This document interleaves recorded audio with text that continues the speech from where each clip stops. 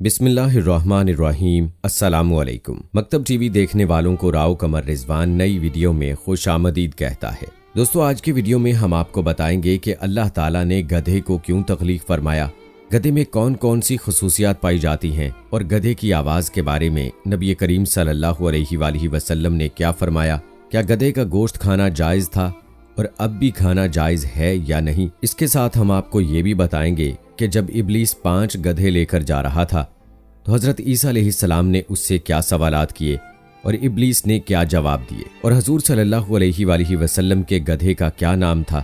تمام تر تفصیلات آپ کو بتائیں گے، لہٰذا آج کی اس ویڈیو کو آخر تک لازمی دیکھیے گا، اور اگر آپ نے ابھی تک ہمارا چینل مکتب ٹی وی سبسکرائب نہیں کیا ہے تو ابھی سبسکرائب کر لیں، ساتھ میں بیل نوٹیفیکیشن کو ضرور آن کر لیجیے گا تاکہ لیٹسٹ اپلوڈ ہونے والی ویڈیوز آپ تک بر وقت پہنچتی رہیں۔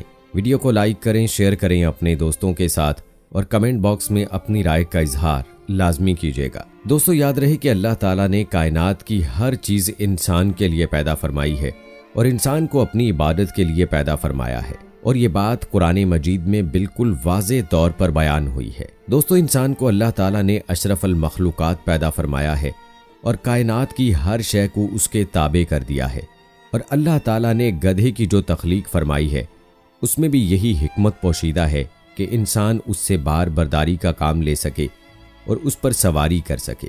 اللہ تعالیٰ نے سورہ انعام میں فرمایا، اللہ نے انسان کے لیے جانور پیدا کیے جس میں انسان کے لیے پوشاک یعنی کپڑے ہیں، اور خوراک بھی، اور طرح طرح کے دوسرے فائدے بھی۔ معلوم ہوا کہ اللہ تعالیٰ نے چوپایوں کو انسان کی خدمت کے لیے تخلیق فرمایا ہے، جیسا کہ گھوڑے، گدھے، خچر اور اونٹ وغیرہ۔ انسان ان پر سواری بھی کرتا ہے اور ان کو بار برداری کے لیے استعمال بھی کرتا ہے، اور بعض کام تو ایسے ہیں جن کو انسان چوپایوں کے بغیر سر انجام نہیں دے سکتا۔ تو دوستو، گدھے کی تخلیق بھی اللہ تعالیٰ نے اسی لیے فرمائی ہے کہ انسان اس پر سواری کر سکے اور اس سے بار برداری کا کام لے سکے۔ یاد رہے کہ گدھے کی اہمیت قدیم زمانے میں بہت تھی، کیونکہ اس وقت سواری کے باقی کوئی ذرائع نہیں تھے، تو لوگ گدھے کو ہی سواری کے لیے اور بار برداری کے لیے استعمال کرتے تھے، اور موجودہ دور میں بھی دیہاتوں میں گدھے کی بڑی اہمیت ہے اور اس کو لوگ اپنے کام نمٹانے کے لیے استعمال کرتے ہیں۔ دوستو، ہمارے پیارے نبی حضرت محمد مصطفیٰ صلی اللہ علیہ وآلہ وسلم نے بھی گدھے کی سواری فرمائی ہے۔ آپ صلی اللہ علیہ وآلہ وسلم کے گدھے کے بارے میں بھی آپ کو بتائیں گے، لیکن پہلے آپ کو بتاتے ہیں کہ جب ابلیس 5 گدھے لے کر جا رہا تھا تو حضرت عیسیٰ علیہ السلام نے اس سے کیا سوالات کیے۔ کہتے ہیں کہ حضرت عیسیٰ علیہ السلام کی اس سے ملاقات ہوئی جو 5 گدھوں پر سامان تجارت لادے جا رہا تھا۔ حضرت عیسیٰ علیہ السلام نے اس سے پوچھا تو اس نے بتایا کہ میں سامان تجارت لے جا رہا ہوں تاکہ خریداروں کو فروخت کروں۔ حضرت عیسیٰ علیہ السلام نے پوچھا کہ اس کو کون خریدے گا، یہ کیا ہے؟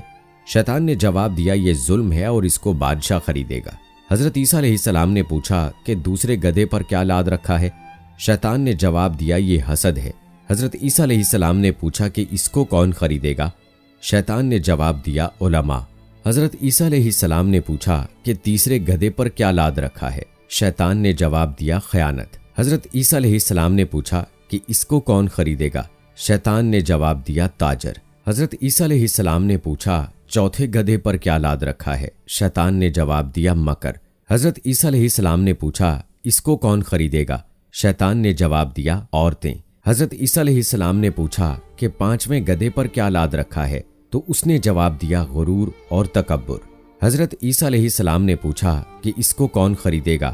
تو شیطان نے کہا کہ سردار اور بڑے لوگ۔ دوستو، اس حکایت میں نہ صرف گدھے کا ذکر ہے بلکہ اس میں کچھ برائیوں کا بھی تذکرہ ہے کہ جن میں شیاطین انسان کو ملوث کرتے ہیں، اور یہ برائیاں انسان کے لیے انتہائی خطرناک ہیں۔ چلیے اب تذکرہ کرتے ہیں نبی کریم صلی اللہ علیہ وآلہ وسلم کے گدھے کا۔ یاد رہے کہ اللہ کے پیارے حبیب حضرت محمد صلی اللہ علیہ وآلہ وسلم کے ساتھ حجر اور شجر بھی گفتگو فرماتے تھے، اور جانور بھی اپنے دل کا حال نبی کریم صلی اللہ علیہ وآلہ وسلم سے عرض کرتے تھے۔ امام ابن سعد رحمۃ اللہ علیہ اور ابن اسحاق رحمۃ اللہ علیہ نے نبی کریم صلی اللہ علیہ وآلہ وسلم سے محبت کرنے والے جانوروں کا ذکر کرتے ہوئے اس خوش نصیب سیاہ گدھے کا بھی ذکر کیا ہے جس پر آپ صلی اللہ علیہ وآلہ وسلم سواری فرماتے، اور آپ صلی اللہ علیہ وآلہ وسلم کے وصال کے بعد उस गधे ने भी मौत को गले लगा लिया। किताब कश्फुल इसरार में इमाम इब्ने साद रहमतुल्लाह अलैह और इमाम इब्ने इसहाक रहमतुल्लाह अलैह के हवाले से इन रिवायात का जिक्र किया गया है। एक रिवायत है कि जब नबी करीम सल्लल्लाहु अलैहि वसल्लम ने खैबर को फतह किया तो आप सल्लल्लाहु अलैहि वसल्लम ने माले गनीमत में एक स्याह गधे को पाया और वो जंजीर से बंधा था। आप सल्लल्लाहु अलैहि वसल्लम ने उससे कलाम फरमाया तो उसने भी आप सल्लल्लाहु अलैहि वसल्लम से कलाम किया। नबी करीम सल्लल्लाहु अलैहि वसल्लम ने उससे पूछा कि तुम्हारा नाम क्या है? उसने अर्ज किया, मेरा नाम यजीद बिन शहाब है। अल्लाह ताला ने मेरे दादा की नस्ल से 60 गधे पैदा किए, उनमें से हर एक पर सिवाय नबी के कोई सवार नहीं हुआ। मैं तवक्को करता था कि आप सल्लल्लाहु अलैहि वसल्लम मुझ पर सवार हूँ, क्योंकि मेरे दादा की नस्ल में सिवाय मेरे कोई बाकी नहीं रहा और अनबिया करम अलैहिस्सलाम में सिवाय आपके कोई बाकी नहीं रहा। मैं आप सल्लल्लाहु अलैहि वसल्लम से पहले एक यहूदी के पास था। मैं उसे जानबूझकर गिरा देता था, वो मुझे भूखा रखता और मुझे मारता पीटता था। रावी बयान करते हैं हजूर सल्लल्लाहु अलैहि वसल्लम ने उससे फरमाया कि आज से तेरा नाम याफूर है। ऐ याफूर, उसने लब्बैक कहा। रावी बयान करते हैं कि नबी करीम सल्लल्लाहु अलैहि वसल्लम उस पर सवारी फरमाया करते थे और जब उससे नीचे तशरीफ लाते तो उसे किसी शख्स की तरफ भेज देते।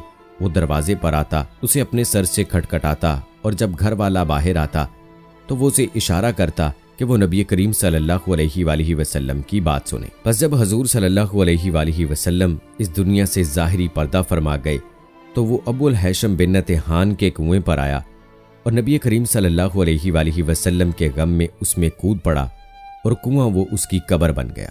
दोस्तों, ये था तज़किरा आप सल्लल्लाहु अलैहि वसल्लम के गधे का।